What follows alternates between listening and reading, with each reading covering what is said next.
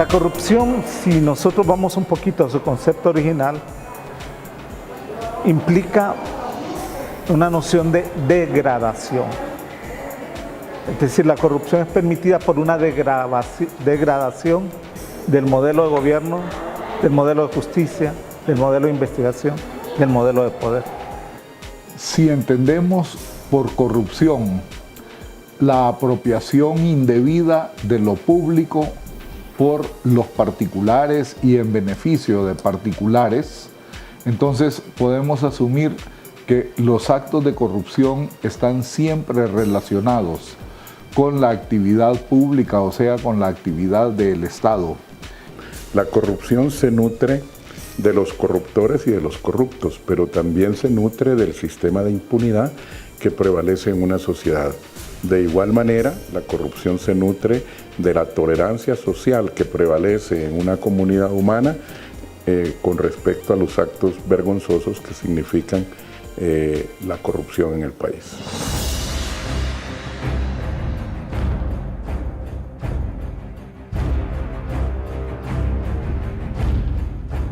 La corrupción en Honduras es un fenómeno bastante global, pero eso no significa no determinar dónde está la raíz del problema. El sistema propicia la corrupción.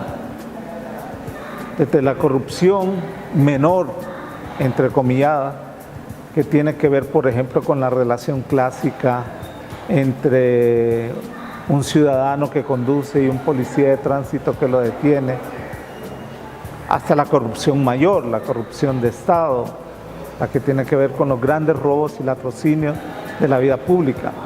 Definitivamente la corrupción varía en intensidad, en formas, en manifestaciones, en métodos, en procedimientos. En los años 70 posiblemente los tipos más comunes de corrupción tenían que ver con ciertas formas artesanales, el contrabando de ganado, el robo directo de los recursos del Estado. Entonces tenemos toda la gama visible de corrupción. Tenemos corrupción económica, tenemos corrupción social, tenemos corrupción política, tenemos corrupción de la justicia. El punto más bien es no ampararnos en esa generalidad y enfocar que el tema fundamental tiene que ver con la corrupción del Estado mismo y del abuso de poder que a través de su manipulación se genera. Y así por el estilo podríamos ver nosotros diferentes formas de delitos asociados a dos personas del Estado, una sola persona del Estado o alguien del Estado en relación con la ciudadanía que pueden intercambiarse el papel de corruptor y corrupto. Puede ser que el ciudadano inicie la corrupción hacia el funcionario o que sea el funcionario el que deslice las posibilidades de obtener una ganancia con un empresario o con un ciudadano común. Y que consecuentemente un elemento decisivo es que cuando la corrupción está quedando sin sanción, sin castigo, cuando el Estado no tiene la capacidad o la voluntad política de castigar a quienes hacen uso indebido de lo público, entonces se produce la impunidad. Y podemos señalar en base a experiencias históricas en Honduras y en muchos otros países en donde este fenómeno ha sucedido, que hay una relación proporcional entre la presencia de la corrupción y el nivel de impunidad.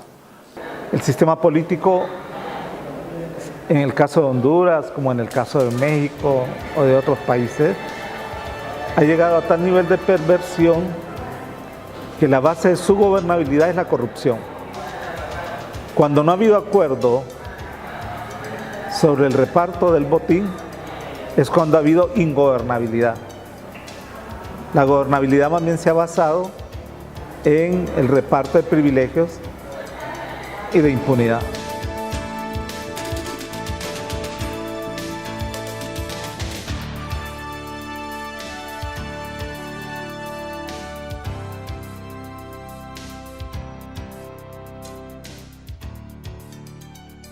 Este es otro elemento que es clave para poder entender en la medida de lo posible la relación de la corrupción con la sociedad y sobre todo la percepción que desde la sociedad se tiene sobre los políticos.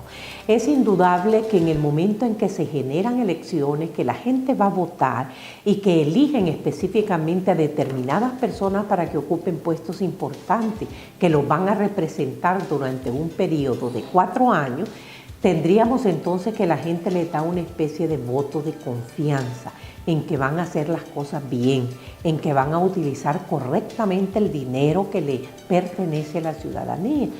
Toda la corrupción en su conjunto causa un impacto negativo en el proceso de construcción de ciudadanía, en el Estado de Derecho, en la estabilidad social.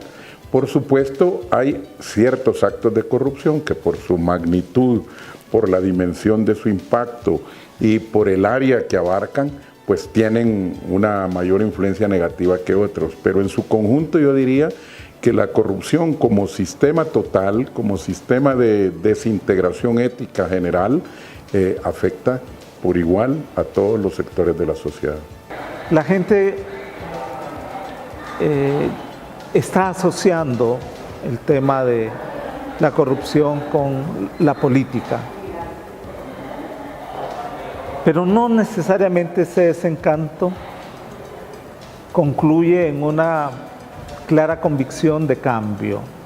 Hay una intuición de cambio, pero necesitamos una cultura mucho más profunda y formada para que lleguemos a pensar en la necesidad de materializar esos cambios. Porque el relevo de poder no necesariamente es el relevo de enfoques y de concepciones sobre este tema. En la medida en que comienzan a verse despilfarro o apropiación indebida de los fondos públicos, la ciudadanía comenzará a ver que perdieron la confianza que se les depositó en ellos con el voto. Eso hace que en la medida en que la corrupción se vaya extendiendo y aflorando, en esa medida la ciudadanía va a ir incrementando su desencanto con los políticos, con la política y de repente con el propio sistema democrático.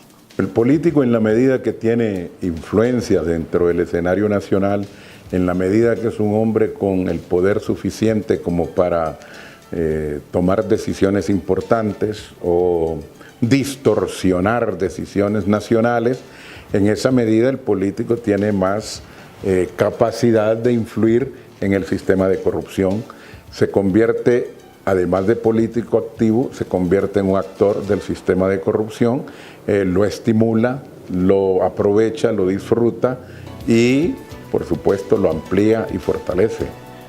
Por una parte, entre más impunidad, mayor corrupción. Por otra parte, y como consecuencia de ello, la reducción de la impunidad, o sea, la sanción trae consigo la reducción de la corrupción.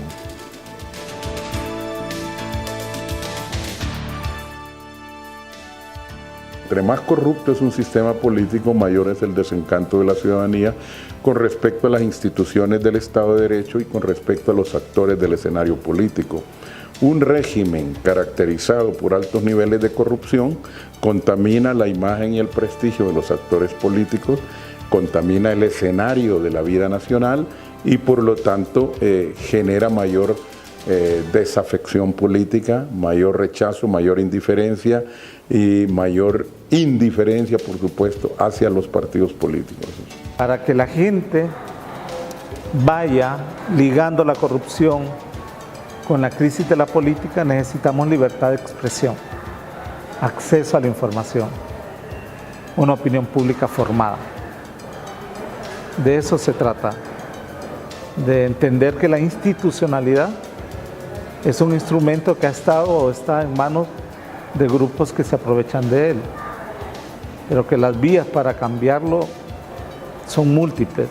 No va con solo negarnos a un acto de soborno, es mucho más que eso.